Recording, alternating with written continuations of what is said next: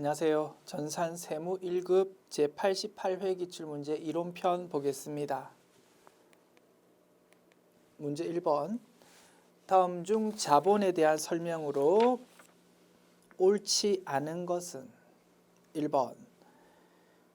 이익잉여금, 결손금, 처분, 처리로 삼각되지 않은 주식 할인 발행 차금은 향후 발생하는 주식 발행 초과금과 우선적으로 상계한다.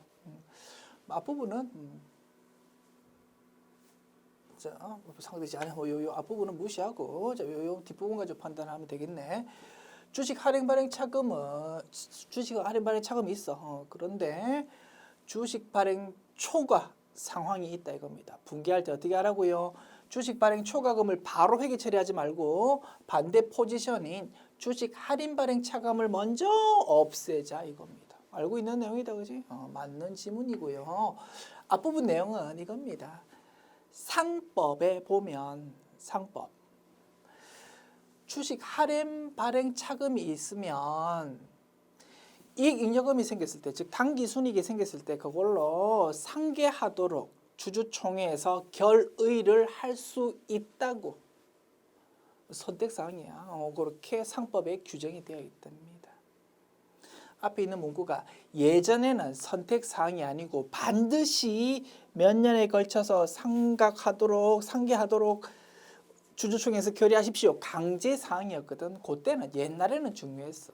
옛날 상법에서는. 그런데 지금은 상법이 개정되어 가지고 선택사항이 되었고 실제 기업을 보면 뭐 주식 할인 발행 차금을 상계한다라고 주주총회에 결의하는 회사는 거의 없어. 실무에서 거의 없기 때문에 굉장히 중요도가 떨어져 버린 규정이고 그래서 상법에서 그렇게 지금 규정이 되어 있다 보니까 기업회계 기준에서도 뭐 상단부 앞부분 내용이 뭐 이렇게 어쩌고 저쩌고 뭐 이렇게 붙어 있다 이겁니다. 됐죠? 우리가 문제 풀면서 우리가 접하지 못했던 생소 문구가 나올 수 있어. 괜찮아. 내가 알고 있는 지식 가지고 일단 판단하면서 쭉쭉 넘어가라 이겁니다. 됐죠? 맞는 내용이었고 2번. 기업이 현물을 제공받고 주식을 발행한 경우에는 제공받은 현물의 공정가치를 주식 발행 금액으로 한다. 맞겠다, 그지? 현물로 출자받으면 그 금액 가지고 뭐 100만 원이라는 현금 또는 보통예금을 받아가지고 100만 원짜리 주식 발행하는 것이 일반적인데 100만 원짜리 현금 보통예금이 아니고 100만 원짜리 토지를 받고 주식 발행하는 경우도 있잖아요, 거지. 그런 거를 현물 출자라고 부른다고 했습니다. 그 말입니다. 자, 3번 중도에 포기한 자본거래 비용은 주식 할인 발행 차금에 가산한다. 우리가 접하지 못했던 내용이다, 그지? 넘어갑니다. 사실은 이게 틀렸대. 4번부터 판단합니다. 자본잉여금 또는 이익잉여금을 자본금에 전입해서 기존 주주에게 무상으로 신주를 발행하는 경우 주식 액면금액을 주식 발행금으로 한다, 그지? 주식 액면금액만큼을 대변의 자본금으로 그냥 회계 처리하더라 이겁니다. 됐습니다. 그래서 1, 2, 4라는 내용이 맞다는 거 판단할 수 있을 거고 그래서 정답은 3번이 될 것이고요. 자, 3번 내용은 이거랍니다. 기업회계 기준 내용을 보면 우리가 알고 있는 내용이 기술되어 있습니다. 주식 발행 과정에서 신주 발행비가 생길 수 있다 이겁니다. 뭐 인쇄비 그리고 각종 짜잘한 수수료 비용 같은 게 생길 수 있어. 주식 발행 과정에서. 그러면 신주 발행비가 생기면 어떻게 됩니까? 결국 발행 금액이 작아진다 이겁니다. 그러면 주식 발행 초과금에서 주식 발행 초과금을 감소시키거나 또는 주식 할인 발행 차금을 증가시키거나 그렇게 결과가 나올 거다 이겁니다.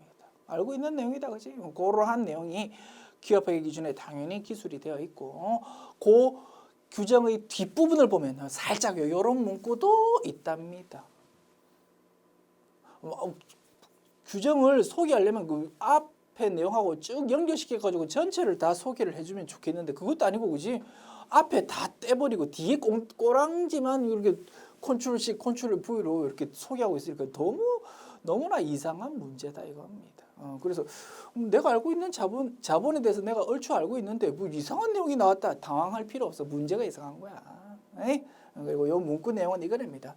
자, 주식을 발행하려고 하면 신주 발행비가 생기는데 이거는 그런 상황이 아니고 주식을 발행하려고 짜잘하게 신주 발행비처럼 뭔가 비용이 좀 들었는데 원래 예전과 달리 좀 변수가 생겨가지고 주식을 발행하려고 하다가 안 하게 되었답니다. 아주 예외적인 상황이다, 그지? 뭐 그런 경우도 있을 거 아닙니까? 그럴 때는 주식 발행하려고 짜잘하게 들었던 비용을 어떻게 처리해야 되겠습니까? 주식 발행도 안 했는데 주식 할인 발행 차금, 주식 발행 초과금으로 처리하는 건 말이 안 되잖아, 그지?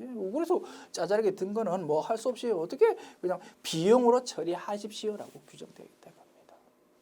그런데 그거를 주식 할인 발행 차금이 어쩌고 저쩌고 뭐 이렇게 했으니까 3번 지문이 틀렸대요. 됐죠? 좀 이상한 문제야.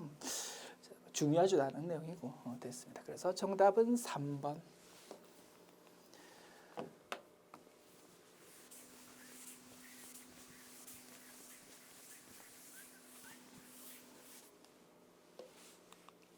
문제 2번 봅시다. 다음 중 회계 변경에 대한 설명으로 옳지 않은 것은 1번 회계 정책의 변경에 따른 누적 효과를 합리적으로 결정하기 어려운 경우에는 회계 변경을 전진적으로 처리해서 그 효과가 단기와 단기 이후 기간에 반영되도록 한다.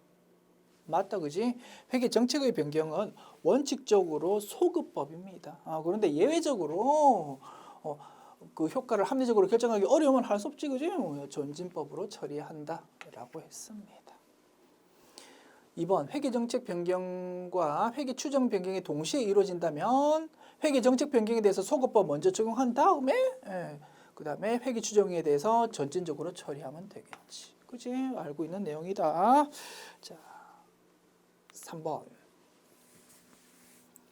회계정책 변경을 전진적으로 처리할 때 그 변경 효과를 당해 회계연도 종료일에 적용한다가 틀렸다 이겁니다. 전진법의 경우 올해 반영해야 되고 올해 이후에 반영합니다. 그래서 시작점을 따지면 어떻게 올해 회계연도 출발점부터 올해 회계연도 개시일부터 전진법이 적용이 된다 이겁니다. 그런데 뭐 종료일이라고 그걸 단어 바꿔서 지문을 만들었네요. 그래서 틀린 지문 3번.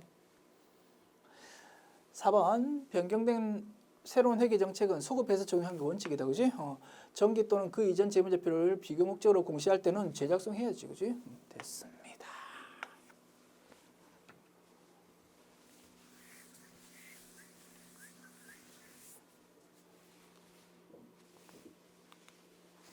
문제 3번. 다음 중 차입원가의 자본화에 대한 설명으로 옳지 않은 것은 1번.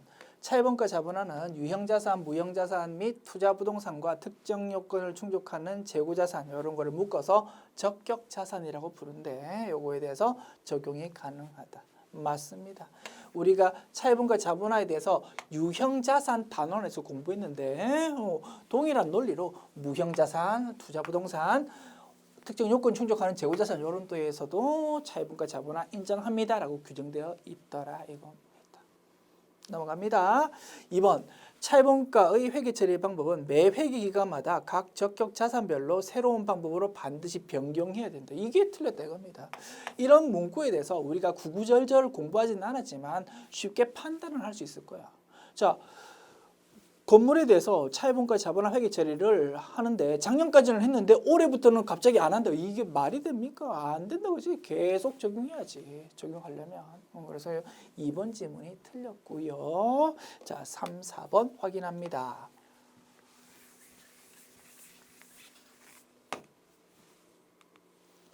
3번 차입원가 자본화는 적격자산에 대한 지출이 있었고 차입원가가 발생했고 적격자산을 의도한 용도로 사용하거나 판매하기 위한 취득활동이 진행 중이라는 조건이 모두 충족되는 시기에 이 시간 맞겠다, 그지?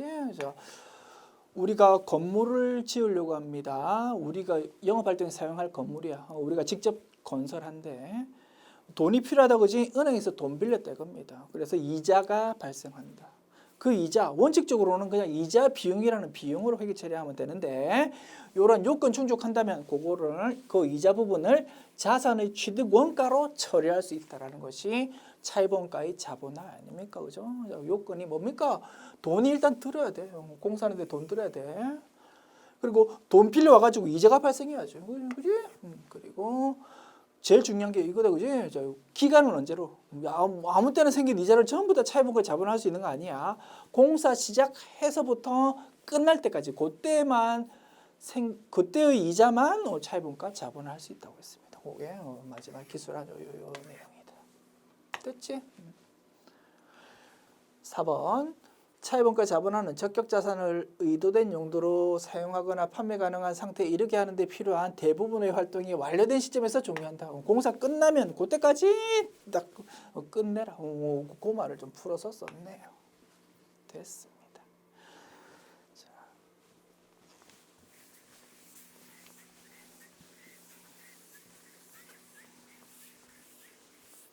그래서 차입원가 자본에 대해서 우리가 알고 있음에도 불구하고 기업회계 기준 내용을 그대로 막 따와가지고 이렇게 지문으로 출제하다 보니까 별거 아닌 내용도 굉장히 생소하게 느껴질 수 있다 이겁니다. 괜찮아, 뭐 어쩌겠어. 그렇게 그 기준서 문구를 그대로 가져오는데 우리가 최대한 알고 있는 내용으로 풀어서 해석해 가면서 틀린 내용을 찾을 수밖에 없을 것입니다. 됐죠? 자, 그래서 문제 3번 정답은 2번이었고, 자, 4번 봅니다. 다음 중 수익의 인식에 관한 설명으로 틀린 것은? 우리 수익의 인식식이 배웠다, 그지? 그거를 기업회계 기준서 내용을 그대로 따와가지고 또 출제한 거예요. 자, 풀어보자. 1번, 상품권 판매한 경우 수익은 물품 등을 제공 또는 판매해서 상품권을 회수한 시점에 인식한다. 맞다, 그지?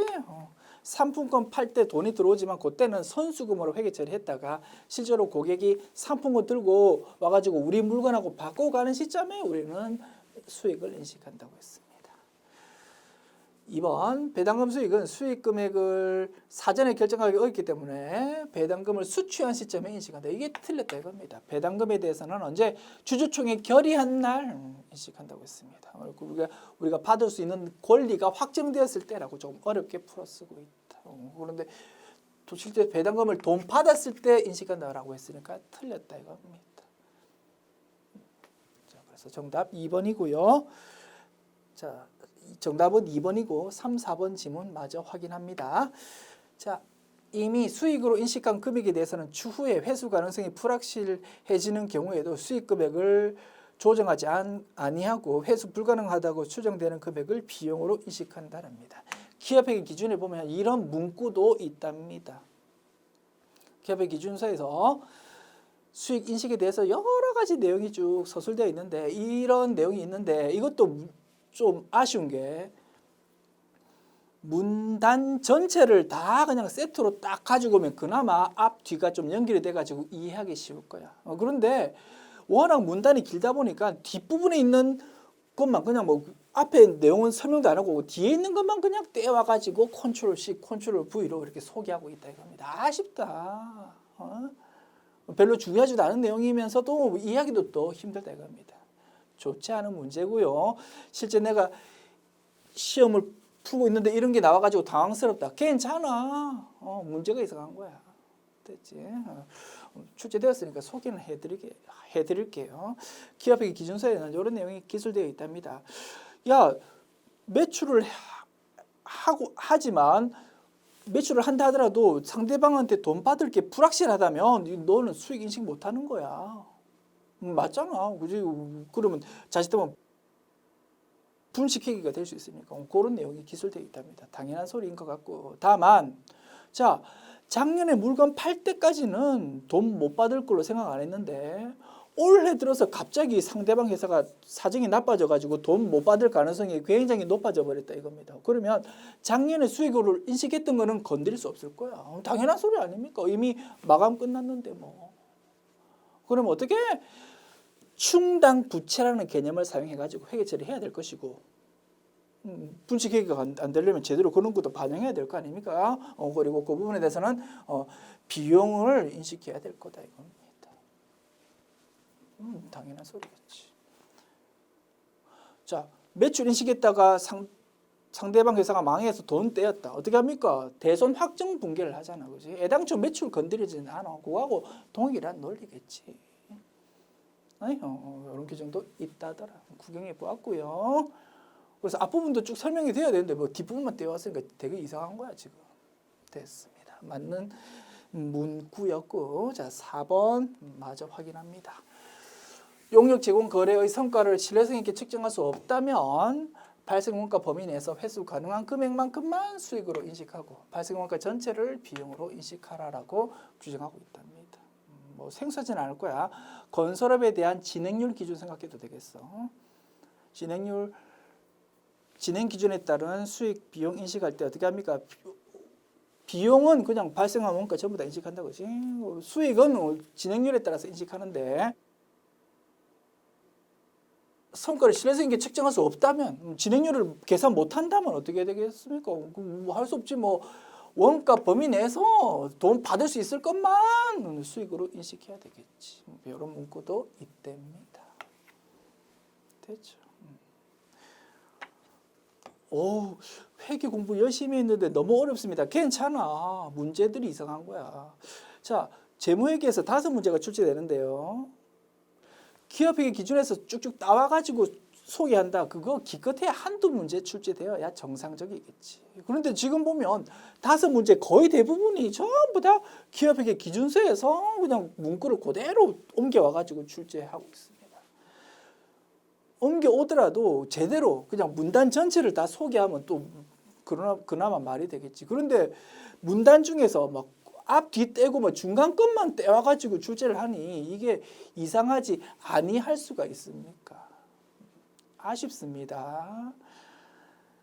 다만 여러분 믿기 힘들겠지만 과거에 비해서 지금 현재의 전산세무 1급 자격시험 출제되는 문제들 보면 굉장히 많이 깔끔해졌습니다. 그리고 앞으로 더 깔끔해질 것입니다. 희망을 가지시고 다만 말씀드리고 싶은 건 자, 내가 회계학 공부 좀 했는데 이상하게 느껴진다. 너무 어렵게 느껴진다. 여러분이 정상적이고요. 문제가 이상한 겁니다. 기죽지 마시고 말씀드리고 싶은 건 시간 관리해야 되잖아. 그지? 처음 객관식 1번부터 5번까지 그 문제가 좀 이상하다고 멘탈이 흔들리고 당황하면 절대 안 돼. 문제가 이상한 거니까 시간 관리 딱 하면서 내가 알고 있는 내용 가지고 따박따박 자신감 있게 문제 풀고 빨리 넘어가는 것이 중요합니다. 이 부분 꼭 말씀드리고 싶습니다. 특히나 전산세무 1급 자격시험의 1번부터 5번에 해당하는 재무회계 파트. 이상한 거 되게 많아. 알았지? 네. 자, 내가 알고 있는 거, 제가 강조드리는 키포인트 그런 것만 딱 잘 챙겨서 문제 풀자. 됐습니다. 자, 지웁니다.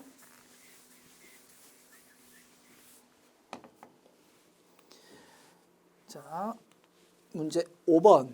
다음의 재고자산에 대한 설명 중 잘못된 것은 1번 재고자산이란 정상적 영업활동 과정에서 판매 목적으로 보유하고 있거나 판매를 목적으로 제조 생산 과정에 있거나 사용될 자산을 말한다. 맞겠지 뭐 그지? 재고자산의 정의를 쭉 풀어서 기술되어 있는 일반 기업의 기준 내용을 그냥 그대로 가지고 온 거다.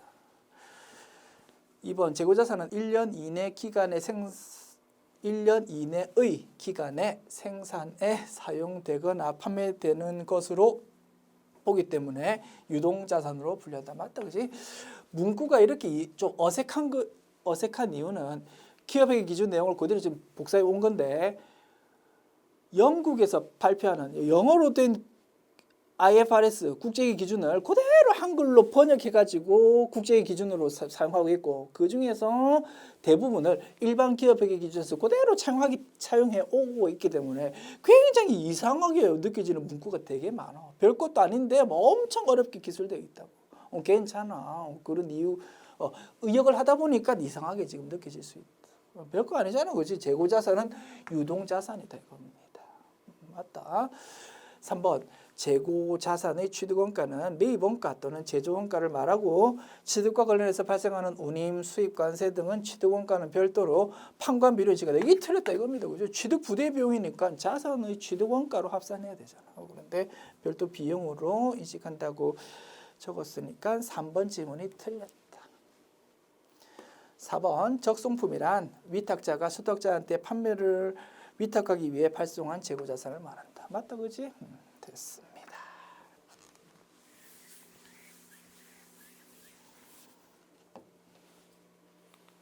문제 6번. 다음 자료를 참고해서 선입선출법에 의한 종합원가 제도를 채택하고 있는 주식회사 오늘의 직접 재료비 완성품 환산량을 구해 보십시오. 재료비 완성품 환산량 뭐에 의한? 선입선출법에 의한. 종합원가 계산에서는 어차피 파이프라인 타고 쭉 가면서 완성되기 때문에 직접 재료비, 간접 재료비 이런 거 구분 없어. 그냥 무조건 직접 재료비지, 그지? 그래서 뭐 그냥 일반적으로 재료비라고 이름 부르는데 뭐 문제에서 직접 재료비라고 언급했네요. 조금 어색하긴 해. 뭐 문제 푸는 데는 상관없지? 오케이. 자, 재료비에 대한 완성품 환산량 구한다. 직접 재료는 공정 초기에 50% 투입되고 나머지는 50%부터 야금야금 비례적으로 투입된답니다. 좀 특이하다, 그지? 이렇게 특이하게 투입될 때 이런 부분 고려해서 너 완성품 환산량 계산할 수 있니? 라고 물어보는 문제입니다. 좋은 문제 같아.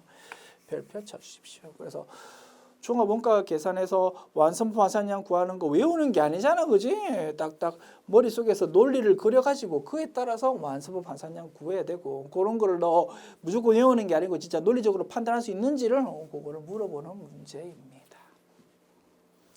자, 기초정품 100단위 40% 착수량 이렇고 완성품 수량 기말정품 나와 있습니다. 자, 그려봅시다. 자, 기초 100 착수 5,000. 자, 완성이 5,000.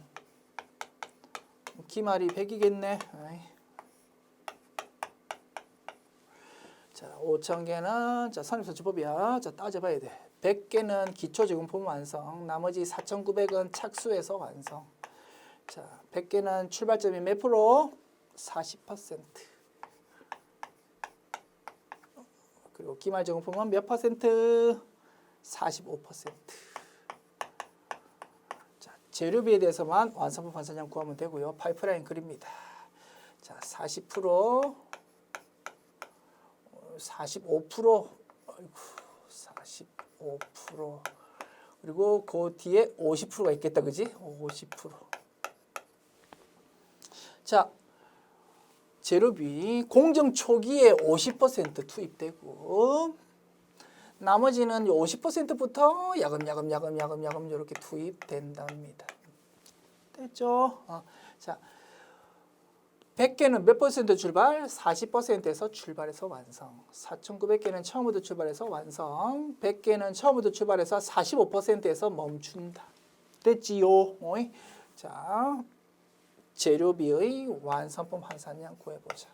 4,900개는 묻지도 따지지도 않고 그대로 적으면 돼. 자, 100개는 40%에서 출발해서 완성되었어. 그러면 공정 초기에 투입되는 거는 이미 작년도에 받았으니까 올해는 하나도 안 받아. 나머지 50%만 다 받는다 이겁니다. 그러면 100개 곱하기 50% 그렇게 계산하는 거지. 50개다.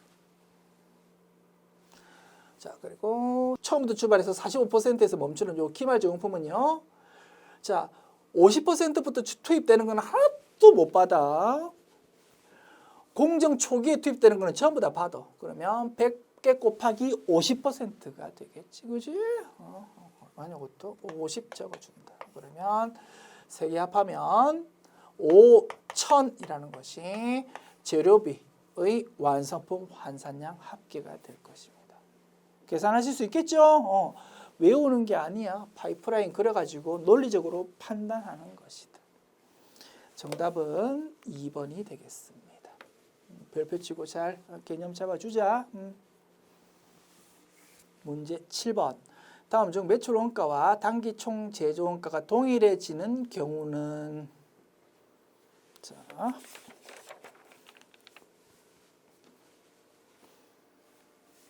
원가의 흐름 판단해 봅시다. 자, 제공품, 제품 둘 다 자산이다. 나의 자리 왼쪽입니다. 자, 기초 제공품 13,000, 기말 제공품 32,000, 기초 제품 43,000, 기말 제품 24,000. 됐죠? 요 금액은 그대로 이렇게 갈 것이고요. 자, 매출 원가 요거, 단기 총 제조원가 요거, 요 두 개가 똑같은 상황을 찾아보십시오라고 했습니다. 자, 요 내부 금액이 요렇게 간다, 그지? 두 금액은 똑같다 이겁니다. 0원으로 가정하면 되지 뭐. 그러면 이제 단기 총 제조원가 얼마입니까? 32,000에서 13,000 하면 19,000. 요건 얼마가 됩니까? 43,000 빼기 24,000 하면 19,000. 똑같네. 1번이 정답이 되겠습니다. 이런 식으로 2, 3, 4 확인하면 되는 거지. 됐죠? 이렇게 판단하면 되고 어차피 0으로 가져가면 되니까. 굳이 이제 조금 더 간편하게 분석해 본다면 이렇게 할 수 있겠지. 요 두 계정 과목의 총계정 원장을 합산하면 더 편하겠다. 결국 오른쪽에 영향 미치는 거, 왼쪽에 영향 미치는 거 어차피 0으로 그냥 없애버리면 되니까. 그러면 요거 두 개 합했을 때 기초 금액이 얼마가 됩니까? 13,000 플러스 43,000, 그지? 13,000 플러스 43,000 이렇게 적어주고, 그 다음에 오른쪽 32,000 플러스 24,000 이렇게 적어주고, 그지? 그리고 이제 여기 들어가야 된다 이겁니다. 금액이, 그지? 이렇게 해서 요거 두 개 일치하는 걸 쭉 찾아도 조금 더 편할 것이다. 됐죠? 어떻게? 요 그림을 이제 요 숫자 가지고 바로 대입해 본다면 요 두 개 더한 거랑 요 두 개 더한 거랑 똑같은 그런 지문을 쭉 찾으면 될 거다 이겁니다. 됐죠? 별거 아니다. 요 0으로 그냥 대입하면 끝. 지웁니다.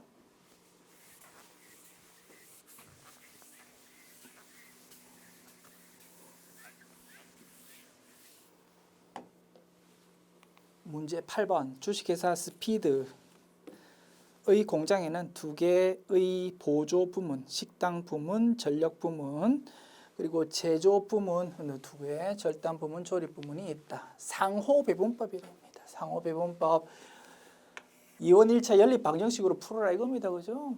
뭐 어렵진 않지만 시간에 쫓기는 과정에서 이런 거 풀라고 하면 굉장히 당황스러울 수 있겠다. 그지? 시간 관리 너 잘 할 수 있는지 그거 테스트 해보겠다라는 문제입니다. 빨리 자신감 있게 풀고 넘어가는 것이 중요하다. 자, 보조 부문 원가를 제조 부문에 배부할 때 상호 배분법으로 절단 부문에 배부될 보조 부문 원가는 얼마인지 계산해 보래요. 됐죠? 자, 보조 부문 식당을 X, 전력을 Y라고 할 때 X와 Y 부분에서 절단 부문 여기로 오는 그 금액을 계산해 보래요. 2원 1차 연립 방정식 빨리 만듭시다. 식당 X는 원래 발생한 것이 40만 원 있는데 여기에 끝나는 게 아니야. 여기서 Y로부터 무언가 받는다 이겁니다. Y로부터 전력 부문으로부터 10% 받는데 돈을 돈이 아니고 용역을, 그지? 0.1 Y 이렇게 방정식 세우고, 전력 부문 Y는 원래 얼마 있었노? 90만 원 있었어. 여기서 X한테 무언가 받는다 이겁니다. X로부터 20% 용역을 받는데 되죠? 요 두 개의 방정식으로 미지수가 두 개고 방정식 두 개니까 그지? 값 구할 수 있다 이겁니다. 중학교 때 열심히 공부했던 실력을 발휘해서 빨리 풀어보자. 자, 뭐 1번을 변형하는 게 조금 더 편하겠네. Y를 0.1Y를 Y로 만들기 위해서는 양쪽에 10 곱하기 10을 하면 되겠다, 그지? 그러면 10X는 400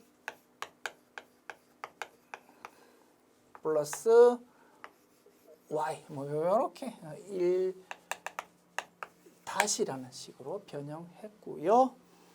자, y는 그러면 10x 마이너스 400만 원 그렇게 식을 다시 변형할 수 있을 겁니다. 자, 그러면 그거 적어볼게. 자, 1-의 내용. y는 10x 마이너스 400이다. 그지? 10x 마이너스 400만 요거는 90만 원 플러스 0.2x랍니다. 됐죠? 그러면 이제 x 구할 수 있겠다. 그지?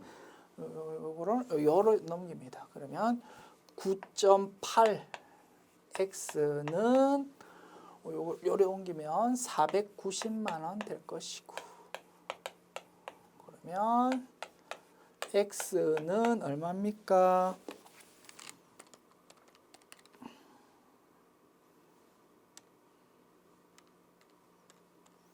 50만 원 될 것이고요. y는 여기서 바로 구하자. 자, 50만 원 곱하기 0.2 플러스 90만 원 하면은 100만 원 될 것입니다. 됐지? 절단 부분으로 가는 거. x는 30%, y는 60%랍니다. 그러면 50만 원 곱하기 0.3 15만 원이고, 그 다음에 100만 원 곱하기 0.6은 60만 원이고, 두 개 합하면 75만 원 계산될 것입니다. 정답 4번 지웁니다. 문제 9번. 다음 중 원가 계산에 대한 설명으로 틀린 것은 1번. 개별 원가 계산은 단일 종류의 제품을 연속적으로 대량 생산할 때 적합하다. 틀렸다, 그지? 개별 원가 계산은 주문을 받아서 다품종 소량 생산하는 그때 적합하고, 연속적으로 대량 생산하는 파이프라인 같은 경우는 종합 원가 계산이 적합하다고 했습니다. 1번이 틀렸고 정답 1번. 2, 3, 4 확인합니다. 2번 종합원가 계산은 각 제조 공정별로 프로세스별로 작성하는 제조원가 보고서가 원가 계산 기초가 된다. 맞고. 3번 정상원가 계산에서 직접 재료비, 직접 노비는 실제 원가로 계산하고 제조 완전비는 사전에 결정된 예정 배부율로 계산한다. 그지? 4번 표준원가 계산은 미리 표준으로 설정된 원가 자료를 사용해서 원가를 계산하는 방법으로서 신속한 원가 정보 제공이 가능하다. 그지? 됐습니다.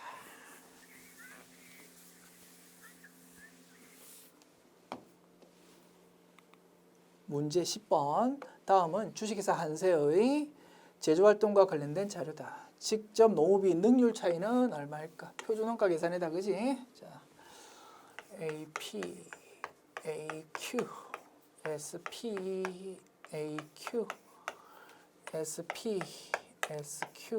자, 실제 직접 노후비 15만 7천 원 금액이 바로 나와 있다. 그지? 자, 실제 직접 노동 시간 4,200시간. 표준 배부율은 얼마입니까? 표준 직접 노동 시간은 4,000시간. 표준 직접 노동 시간 SQ가 4,000일입니다. 그다음에 직접 노무비 임률 차이가 6,800원 유리하답니다. 그러면 요 차이가 6,800원 유리하니까 SP 곱하기 AQ 금액은 15만 7천 원보다 6,800원 큰 금액이 될 거다. 그지? 자, 157000 플러스 6,800 하면 163800 나옵니다. 그러면 SP가 얼마가 됩니까? 163800 나누기 4200 하면 39 나옵니다. 요 SP가 그대로 여기 쓰인다. 그지? 39. 그러면 SB 곱하기 SQ는 얼마입니까? 156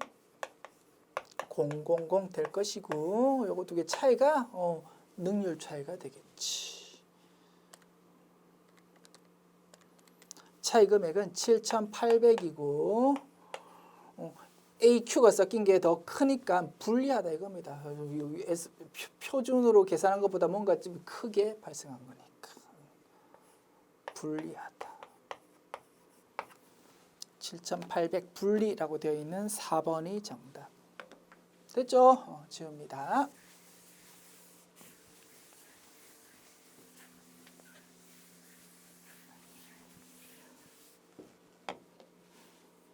문제 11번. 다음 중 법인세법상 접대비에 관한 설명으로 옳지 않은 것은 1번 접대비란 접대, 교재, 사례 또는 그 밖의 어떠한 명목이든 상관없이 이와 유사한 목적으로 지출한 비용으로서 업무와 관련 없이 지출한 금액을 말한다. 뒷부분이 틀렸다 그지? 업무와 관계가 있다 이겁니다. 근데 업무와 관계 없이라고 했으니까 이게 틀렸고 정답 1번. 아이고 정답 1번. 그지? 자, 무상으로 남한테 준다.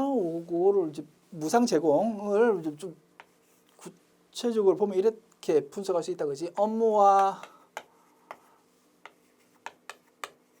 관련되어 있는지 아닌지. 업무와 관계없이 남한테 공짜로 돈을 준다고 기부금이지 뭐. 그지? 업무와 관계가 일단 있어야 돼. 업무와 관계 있으면서 남한테 공짜로 주는데 특정인한테 준다. 그러면 접대비. 불특정 다수한테 준다고 보는 광고 선전비. 이렇게 나눈다고 했습니다. 그치? 접대비는 남한테 공짜로 주는데 업무와 관계 있으면서 준다 이겁니다. 됐지? 2, 3, 4 빨리 확인하자. 2번. 경조금이 아닌 일반 접대비로 지출한 금액이 10,000원 초과할 때는 법인 신용카드 매출연표 등 적격증빙 수치 아니하면 송금 불산입한다. 그치? 3번. 주주 출자자나 임원 또는 사용인이 부담해야 될 접대비를 법인이 지출한 거는 사적 사용 경비다. 그지? 접대비로 보지 않는다. 송금 불산입한다 이 말이다. 그지? 자, 4번. 법인이 광고 선전 물품을 불특정 다수한테 기증하기 위해서 지출한 거는 접대비가 아니다. 그지? 광고 선전비야. 됐습니다.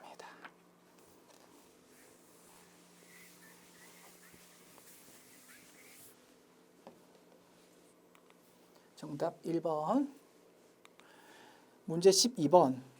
다음 중 소득세법상 일용 근로자의 근로소득에 대한 설명으로 옳지 않은 것은 1번. 건설업에 종사하는 자로서 동일한 고용주한테 1년 이상 고용된 자는 일용 근로자에 해당하지 않는다. 세법에 보면 이런 내용도 쭉 기술이 되어 있답니다. 일용 근로자가 뭡니까? 아르바이트다 이겁니다. 세금 혜택을 보면 일용 근로자가 훨씬 세금이 작게 계산되더라. 그지? 상용 근로자보다. 세법으로 보면 일용 근로자 할 때 세금이 훨씬 작아집니다. 웬만하면 일용 근로자로 좀 가고 싶다 이겁니다. 세금 계산할 때. 그런데 이제 업종마다 조금 성격이 다르답니다. 그래서 소득세법에서는 이런 부분에 대해서도 교통정리가 쭉 되어 있을 거거든. 세부 내용을 보면 거기에 보면 건설업은 인부가 많이 필요하다 그지? 그럴 때는 건설업에 종사하는 인부들한테는 조금 혜택을 많이 주고 싶은가 봅니다. 그래서 1년 넘어가지만 않는다면 1년 이상만 아니라면 아르바이트 일용 근로자로 보아준답니다. 1년 미만이면 일용 근로자로 본다. 1년 기준으로 건설업은 따지고 그 외의 업종은 3개월 기준으로 따진답니다. 참고로 뭐 지문으로 나와 있으니까 그냥 간단하게 소개하여 드렸고 시험 칠 때는 어떻게 하면 됩니까? 이런 거 넘어가면 되죠. 그지? 우리가 분명히 알고 있는 내용으로 답을 찾을 수 있을 거라고. 자, 맞는 말이었고 2번. 일용 근로자에 대한 근로소득 공제는 1일 10만 원 아니잖아. 그지? 15만 원이잖아. 그래서 2번이 정답이구나. 이렇게 바로 답 찾을 수 있습니다. 그치? 3, 4 확인합니다. 이런 근로자의 근로지급 명세서는 매 분기별로 제출한다. 그지? 이런 근로소득을 원천징수할 때는 산출세액의 100분의 55%를 근로세액 공제로 적용하더라. 그지? 이런 근로소득에 대한 원천징수 금액 뭐 열심히 한번 계산도 해보았잖아. 됐습니다.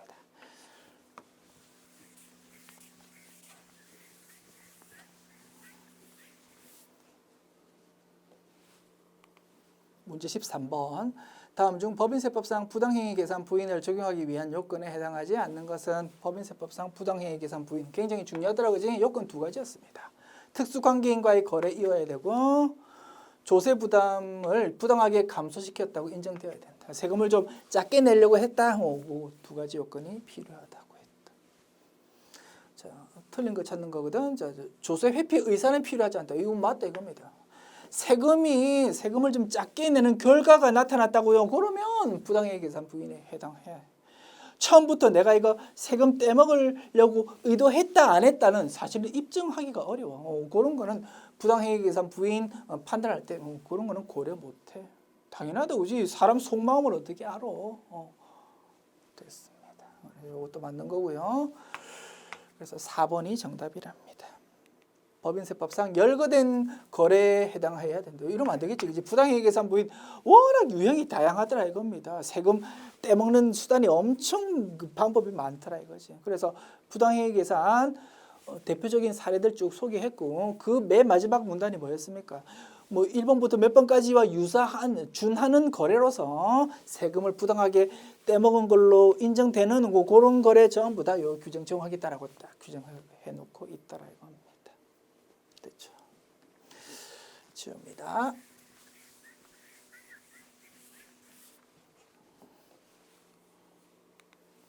문제 14번. 다음 중 부가가치세법상 주사업장 총괄납부 제도와 사업자 단위 과세 제도에 대한 설명으로 잘못된 것은? 자, 주사업장 총괄납부와 사업자 단위 과세 제도. 자, 개념.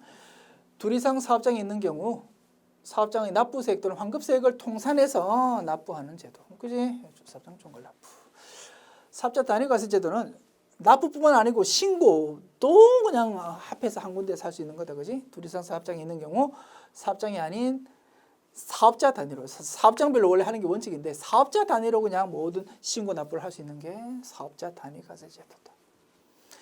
효과, 납부만 총괄. 이거는 신고 납부 전부 총괄. 그지? 자, 1번, 2번 내용은 맞고요. 자, 주사업장 총괄납부 제도는 재무팀이 어디 있는지에 따라 그 재무팀이 있는 곳에서 납부하는 게 편하다, 그지? 그래서 본점 또는 지점 중 선택할 수 있다고 했고, 사업자 단위과세 제도는 본점에서 반드시 신고해야 될 거다, 그지? 그래서 그런 부분에서 차이가 있었어. 개인은 관심 없다, 그지? 개인은 규모가 작을 거 아닙니까, 그죠? 그냥 그래서 법 규정 단순하게 그냥 주 사무소에서만 하십시오라고 규정되어 있답니다. 이런 부분은 넘어가는 거지, 그지? 그래서 3번도 맞고요. 그래서 4번이 정답이랍니다. 틀린 내용은 4번이다. 아이고, 자, 정답은 4번으로 이렇게 출제된 것이고 4번 내용은 우리가 본 적이 없는 내용이야. 말씀드렸어.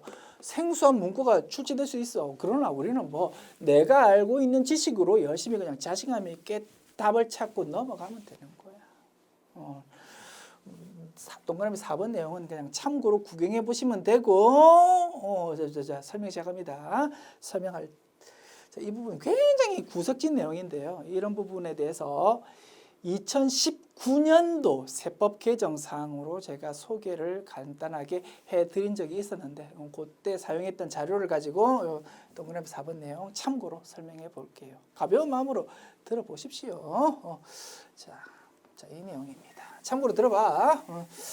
자, 2019년도부터 적용되는 세법 개정 내용이 이런 게 있었답니다. 자, 주사업장 총괄납부 그리고 사업자 단위과세에 대해서 등록하거나 포기하는 절차에 대해서 우리가 알고 있는 건 뭡니까? 이거지. 원칙적인 내용. 해당 과세기간 개시 20일 전까지 신청하거나 포기할 수 있다 이겁니다. 자, 나는 사업장이 2개 있습니다. 서울에도 있고 부산에도 있고.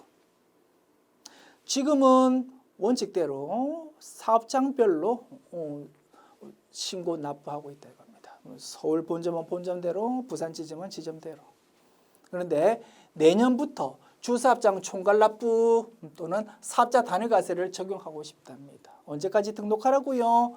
해당 과세기간 개시 20일 전까지. 그러면 내년 1기 과세기간이 시작되는 내년 1월 1일 되기 전 20일. 그러면 올해 12월 11일까지 내년부터는 이렇게 적용할게요라고 등록해야 된다. 신청해야 된다 이겁니다.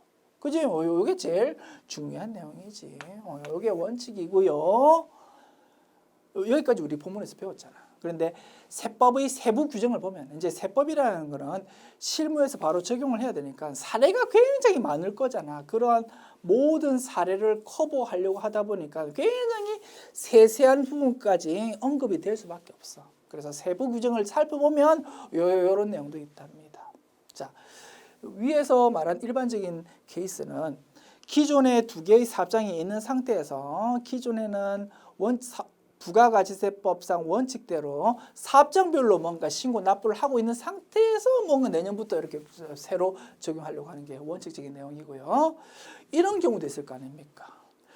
사업을 처음에 시작할 때부터 서울 본점, 부산 지점 두 개 사업장으로 처음부터 시작하려고 하는 사업자도 혹시 있을 수 있잖아.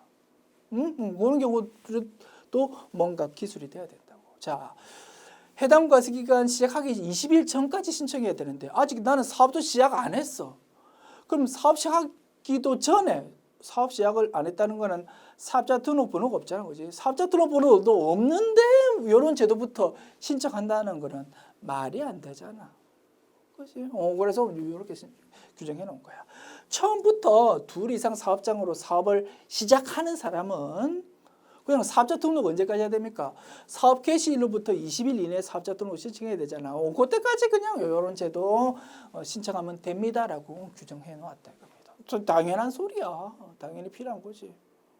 다만 세부 규정을 좀 따져보니까 사업자 단위과세 적용은 애당초 사업자 등록 신청할 때부터 우리는 사업장이 여러 개지만 요거 전부 합해가지고 하나의 사업자 등록번호로 해주세요라고 신청하는 거니까 그냥 일반적인 사업자 등록하고 똑같이 사업 개시일로부터 20일 이내 신청하면 된다고 하면 될 것인데 주사업장 총괄납부라는 거는 일단 사업자 등록번호는 서울 따로 부산 따로 이렇게 있는 상태에서 납부만 같이 하는 거잖아. 그지? 그러다 보니까 20일 이내는 20일 이내인데 좀 엄밀히 따져봤을 때 예를 들어서 서울은 먼저 개업한 다음에 한 일주일쯤 있다가 부산 사업장을 개업할 수도 있잖아. 그러면 20일이라는 시간이 조금 부족해질 수도 있는 것 같아서 너무 꼼꼼하다. 그지? 그러나 세법은 그런 것까지 다 고려해야 되잖아. 그래서 주사업장 총괄납부는 시작점이 언제냐면 부산 사업장에 대해서 주된 사업장의 사업자 등록증을 받은 날부터 서울 본점의 사업 개시일이 아니고 사업자 등록증을 며칠 있다가 받을 수 있잖아요. 그죠? 그때부터 20일을 계산하겠다라고 아주 디테일하게 규정을 해 놓았더라 이겁니다. 큰 그림으로 뭐 이해가지만 좀 세부적으로 보니까 조금 차이가 있었어. 이렇게 규정되어 있었는데 2019년도 세법 개정을 통해서 또 여기서 또 세부 규정을 하나 더 추가했답니다. 친절해야 되니까 세법이 그지? 그래서 하나 추가된 게 뭐냐면 이거랍니다. 사업장이 하나였어 원래는. 사업장이 하나면 뭐 주사업장 총괄납부 사업자 단위과세 이런 거 의미가 없잖아. 그죠? 없잖아, 그지? 의미가 어차피 사업장이 한 개니까 그냥 거기서 신고 납부하면 돼. 그러다가 부산 지점을 새롭게 오픈했다 이겁니다. 그러면 이제 사업장이 두 개가 될 것이야. 그때는 신규 사업장 개설하기 전 20일까지 신청하십시오. 그것도 좀 무리가 있으니까 어떻게 해요? 똑같이 신규로 사업장 두 개로 개업하는 것과 똑같은 논리로 신규 사업장을 개설하는 자는 추가 사업장의 부산 지점의 사업 개시일로부터 20일 이내에 그냥 요거 신청하면 그때부터 바로 적용해 줄게라는 세부 규정이 추가되었더라 이겁니다. 별거 아니다, 그지? 당연한 소리지. 이런 절차 규정은 사실은 세무서에서 다 친절하게 알아서 할 부분이고 종전에 다 그렇게 했던 거를 법 규정으로 좀 친절하게 다시 한번 그냥 강조한 것뿐이다 이겁니다. 굳이 세무서에서 이렇게 알아서 할 일을 디테일하게 규정해 놓은 거를 굳이 이렇게 출제를 한 것이다. 자, 다시 조금 전 문제 다시 돌아가 볼게. 4번 내용이 뭐였습니까? 주사업장 총괄납부의 경우 신규 사업자는 즉 처음부터 2개의 사업장으로 사업 시작하면서 주사업장 총괄납부 신청할 때는 어떻게 하라고요? 시작점이 어디였다고 디테일하게 보니까 사업 개시일이 아니고 주된 사업장에 대해서 사업자 등록증을 받은 날로부터 20일 그렇게 규정되어 있었고 사업자 단위 과세는 처음부터 2개의 사업장으로 사업 시작하는 사람 어떻게 일반적인 사업자 등록처럼 사업 개시일로부터 20일 그렇게 기산하더라 이겁니다. 그래서 기산일이 사실 엄밀히 따지면 좀 다른데 똑같게 그렇게 지문이 나와 있기 때문에 오른쪽 내용은 맞지만 왼쪽 내용이 틀렸다 이겁니다. 사업 개시일이 아니고 사업자 등록증을 받은 날부터 20일 그래서 4번이 틀린 거랍니다. 너무나 세세한 내용이다 그지? 굳이 이런 내용을 절차 규정을 출제를 했었어야 했는지 조금 아쉬움이 드네. 어쨌든 출제되었으니까 구경은 시켜드렸고 아마도 이렇게 출제된 거를 히스토리를 한번 추측해보면 이런 것 같습니다. 자, 이러한 절차 규정에 대해서 2019년도에 세법이 뭔가 개정이 되었잖아 그지? 그래서 뭔가 출제를 하고 싶었나 봐 소개 차원에서. 그런데 막상 출제하려고 보니까 너무나 디테일한 세부적인 내용이고 이 규정 자체를 보면 막상 보면 세법 개정을 통해서 새롭게 추가된 내용은 아니야. 원래 있던 내용 가지고 지금 뭔가 디테일하게 출제하는 거다 이겁니다. 그러니까 출제하려고 하다가 좀 머뭇거릴 수밖에 없는 거지, 그지? 그래서 미루다가 2019년도에 출제된 문제가 기출되는 맨 마지막 회차인 2020년 2월에서야 생뚱맞게 이런 게 좀 출제된 것이 아닐까 하는 생각은 듭니다. 길게 설명드렸는데 결론은 뭐라고? 중요한 거 아니다 이거지. 됐습니다. 저렇게 디테일한 내용이지만 분석을 해드렸고요. 교재 수록을 해야 될 거 아니야, 그지? 마음에 안 들지만 교재 수록할 때는 규정 자체를 처음부터 끝까지 쭉 소개한 게 아니고 규정 중간 부분만 그냥 쑥 떼가지고 이렇게 출제하니까 이 표를 이해하기가 굉장히 어려운 상황인 것 같아. 여기서 말하는 신규 사업자는 무슨 의미라고요? 처음부터 2 이상의 사업장을 가지고 사업을 시작하는 사람이다 이겁니다. 그러니까 좋은 문제는 아니고 세부적인 내용이지만 어쨌든 이해는 좀 할 수 있도록 교재 수록해야 될 거 아니야. 그치? 교재 수록할 때는 좀 자세하게 풀어가지고 교재 수록하겠습니다. 신규 사업자는 이라고 되어 있는 부분을 2 이상의 사업장으로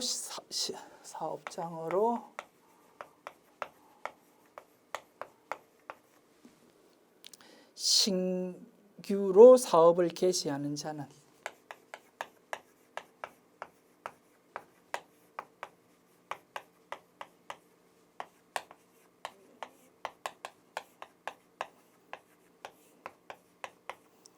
이렇게 수정해서 교재에 수록하겠습니다. 됐지요? 지웁니다.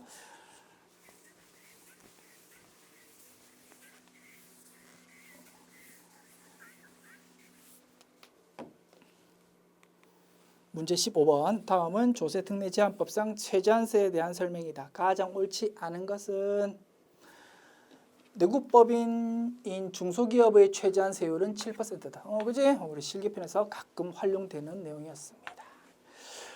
중소기업 특별세 가면은 최저한세 대상이다. 자, 해당 항목이 최저한세 대상인지 아닌지는 구구절절 외울 수가 없어, 그지? 그래서 실기편에서 공제감면세액 및 추가납부세액 합계표라는 서식을 통해서 이게 최저한세 대상인지 아닌지를 판단하는 걸로 연습했습니다. 다만 이론적으로 실무적으로 굉장히 중요한 거 딱 하나만 정리했었다, 그지? 연구인력 개발비 세액공제의 경우 중소기업은 최저한세 대상 아니고 중소기업 아니면 최저한세 대상 맞고 그것만 좀 잘 알고 있자라고 했습니다. 자, 중소기업 특별세 감면이라는 거는 그 합계표 서식을 보면 최저한세 적용 대상이 맞는 걸로 확인이 되더라 이겁니다. 실기편에서 워낙 많이 찾아보아서 사실은 알 수 있는 내용이다. 그지? 오케이. 3번 최저한세는 거주자의 사업 관련 소득세에도 적용된다. 최저한세는 법인세에서 우리가 공부했던 건데 이거 개인 사업자 그 사람은 소득세 내야 된다. 그지? 종합소득세 내야 됩니다. 그 종합소득세 계산할 때도 똑같은 논리가 법인세와 똑같은 논리가 사업소득에 대한 사업소득금액 계산할 때 적용된답니다. 그래야 법인과 개인 사업자와 형평성이 생길 거 아닙니까? 그죠? 법인만 적용해 준다 그러면 누가 개인 사업하겠습니까? 전부 개인 사업하면서도 뭐 법인 형태로 다 바꿔가지고 사업하려고 하지, 그지? 그래서 형평성 차원에서 개인의 경우에도 다 이런 거 인정해 준다. 이런 게 다 적용이 된다. 최저한세가 좋은 건 아니다, 그지?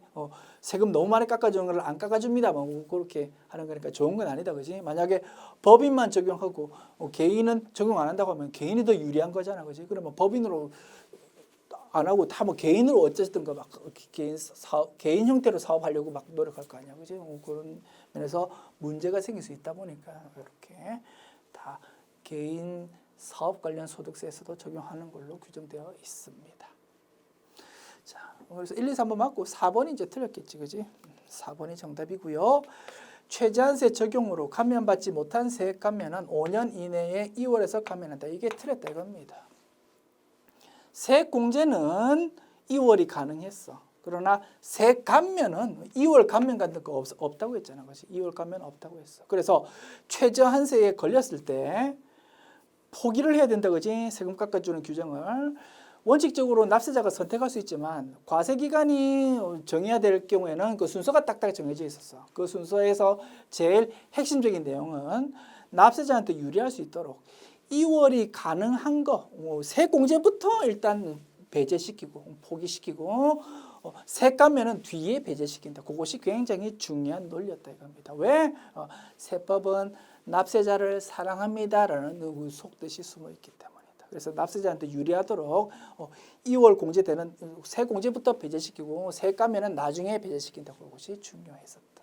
대충 그런 걸 너 아니라고 물어보는 지문으로 생각이 되네요. 그래서 세액 감면은 2월이 안 된다라는 개념 다시 한번 개념 정리합시다. 마지막으로 개념 정리 복습 한번 해볼게요. 자, 조세 특례 제한법상 세액 감면은 크게 두 개로 나눌 수 있었다, 그지? 기간 제한이 있는 것이랑 기간 제한 없이 그냥 감면되는 거랑. 자, 기간 제한 있는 감면에 대해서 이 부분하고 좀 혼란이 있을 수 있는 것 같아. 개념 정리해 드립니다. 자, A라는 세액 감면이 있는데 어떤 사건이 벌어지고 나서 5년 동안 50% 세액 감면해주는 제도랍니다. 그런 게 있을 수 있다, 그지? 거기서 말하는 5년은 딱 정해져 있는 거야. 그 5년 중에 중간에 있는 1년 또는 2년이 최저한세 적용으로 그 감면 혜택을 못 받는 경우가 생긴다. 그렇다 하더라도 그거 못 받으면 그걸로 끝이야. 그거 못 받는 부분에 대해서 뒤로 이월시켜가지고 받을 수는 없다 이겁니다. 딱 5년 정해진 기간 그 중에서 그냥 다 받아 먹어야지. 그때 걸리면 할 수 없어. 끝나는 거야. 그 부분에 대해서는. 됐지? 그런 내용으로 이해하시면 되겠네요. 됐습니다. 지금까지 제 88회 기출문제 풀어보았습니다. 수고하셨습니다.